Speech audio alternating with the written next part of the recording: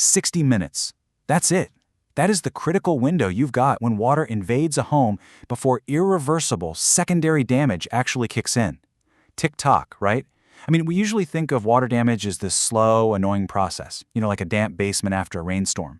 But a real flood inside your walls? That is an absolute high-stakes emergency where literally every single second counts. So, welcome to this explainer. Today, we're demystifying the whole restoration process. We're looking at the anatomy of a water crisis: science, urgency, and restoration. We're going to dive into the invisible science of structural drawing together and figure out exactly what happens when certified pros go to war against flooding. Here is our survival guide roadmap for today. Number 1, anatomy of a crisis. Number 2, the golden hour. 3, categories of contamination. 4, the science of evaporation. And finally, number 5, the three-phase solution. Okay, let's jump right into section 1, anatomy of a crisis. We're looking at the perfect storm in Hopewell, Virginia. Now, what's really wild here is how the environment itself is basically the invisible bad guy. Look at the geography. Hopewell sits right at the confluence of the James and Appomattox rivers, so river flooding is a constant looming threat. But honestly, it's not just the rivers. They've got this clay-heavy soil that acts like a giant sponge, trapping water against foundations. This creates massive hydrostatic pressure that literally shoves groundwater straight through solid basement concrete. Craziness, right? Throw in aging cast iron plumbing in the historic neighborhoods that's rusting from the inside out, a super humid climate keeping relative humidity above 60%, and brutal winter freeze-thaw cycles splitting pipes wide open. And yeah, it's a perfect storm. Water absolutely always finds a way in. And this timeline highlights exactly why waiting even a couple of hours is a total disaster. Take water heaters. They usually just rupture after 10 to 15 years and boom, dumping 40 to 80 gallons of water all over your floor while you're at the office. Then there's mold colonization. In a humid place, that stuff develops within 48 to 72 hours of moisture exposure. It's so fast. And winter pipes? They'll rupture immediately during a sudden temperature drop. The clock is ticking the absolute second that water starts flowing. Which brings us straight to section 2, the golden hour, that critical 60-minute dispatch window. So here is the deal. Professional mitigation is not about calling someone up to schedule a quote for next Tuesday. No way. It is about immediate truck-mounted extraction. Getting that water out fast stops it from wicking up into your drywall, and it keeps your gorgeous hardwood floors from cupping and buckling. Restoration crews literally race to be on site within 60 minutes because every single gallon they suck up immediately is a gallon that doesn't soak into your home's skeleton.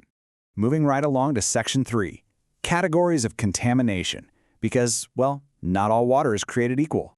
There is a night and day difference in how dangerous this stuff can be. On one side, you've got Category 1 water. This is from clean supply lines, like if a pipe bursts under your kitchen sink. If you handle it quickly, the health risk is pretty minimal. But on the other hand, Category 3 water, whole different beast. This is sewage backup or dirty storm floodwater. It is grossly contaminated with bacteria, viruses, parasites, the whole shebang. You absolutely do not just mop this up with some bleach. It requires hospital-grade disinfectants, strict OSHA safety protocols, and throwing out porous materials like carpets and drywall that just cannot be saved safely. It's a completely different, much more toxic battlefield. Okay, section 4, the science of evaporation. Or, as I like to call it, the invisible enemy in the walls. Now, you might think drying a house is just about plugging in a couple of those big box fans from the hardware store. I know I definitely thought that. But actually, certified professionals use a whole branch of physics called psychrometrics. Basically, it's the science of evaluating the thermodynamic properties of moist air. These techs use it to literally calculate evaporation rates and vapor pressure. They mathematically force the moisture out of the framing to perfectly size the commercial dehumidifiers for the room. It's not just blowing air around, it's a highly engineered process. And the targets they have to hit are incredibly precise to make sure you don't get hidden mold callbacks later.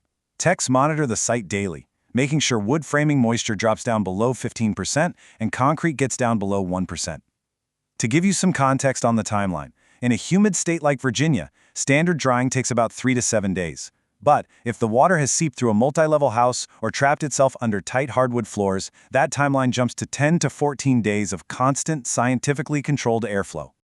And here is exactly why they have to be so rigorous. Water climbs. It is incredibly sneaky. It literally wicks vertically right up through your drywall and travels horizontally inside the wall cavities, completely soaking your insulation long after the floors look dry to us. This is exactly why these crews bring in thermal imaging cameras and invasive moisture meters to hunt it down. Because if you only dry what you can see on the surface, you're basically leaving a structural time bomb ticking right inside your home. All right, let's wrap this up with Section 5, the three-phase solution, getting from total disaster to fully restored. So how does this actually get resolved? It happens in a very methodical three-phase roadmap. Phase 1 is emergency water extraction, bringing in those massive truck-mounted vacuums and submersible pumps to get the bulk of the water out right away. Phase 2 is structural drying and monitoring. That's when they bring in the commercial dehumidifiers and high-velocity air movers, relying on those psychrometric calculations we just talked about. And finally, Phase 3 is reconstruction. That's putting the house back together seamlessly and often upgrading to better moisture-resistant materials while they're at it. But throughout all three of these phases, documentation is absolutely crucial. We're talking pre-mitigation photos, daily moisture meter logs, equipment placement diagrams, Xactimate format estimates, everything. And this isn't just to track the drying. It provides the exact, rock-solid proof you need to fight for full insurance coverage. Professional teams speak the language of the insurance adjuster perfectly, making sure the homeowner doesn't end up footing the bill for all this emergency mitigation. Ultimately, the real value of bringing in the pros comes down to this idea. Our goal is to stop the panic and start the solution. It's really about taking an overwhelming, chaotic crisis and turning it into a clear, completely managed process. It's about bringing order back to your home when it feels like everything is ruined. So, after looking at all these hidden complexities, the weird science of psychrometrics, the terrifying speed of mold, the rigorous drying methods, I want to leave you with one final thought. If a pipe burst inside your walls right this exact second, would you know what to do next? It's definitely a question worth figuring out before the water ever starts rising.